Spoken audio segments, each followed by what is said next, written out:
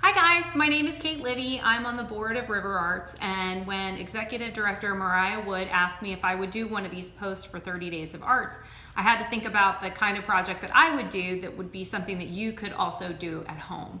So I wanted to focus on nature journaling. I do nature journaling with students at Washington College, and frankly, I do a lot of nature journaling myself just to relax. And while I consider myself creative, I'm not necessarily artistic. So if you don't consider yourself an artist, this shouldn't be an impediment or something that should prevent you from trying nature journaling. Because if you have your 5 senses, or most of them anyway, you can nature journal. Nature journaling is all about what you observe in the natural world around you and capturing it on paper, but also really being present in the moment, enjoying the changes of nature and slowing down to pay attention to things you might otherwise not see.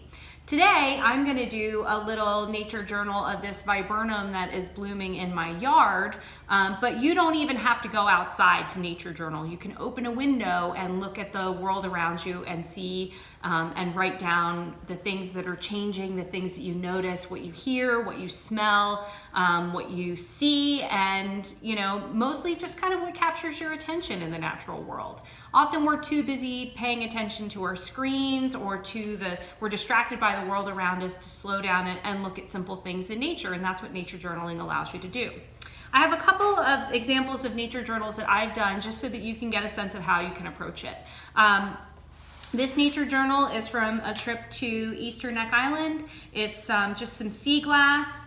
It's a little sketch I did of the road on Eastern Neck Island with the osprey pole and some notes about what I saw while I was there. Where did I pick the glass up? What were the conditions like that day? Was it sunny? Was it cool? Where was the tide? I'm always trying to pay attention to these things when I want to put together a nature journal.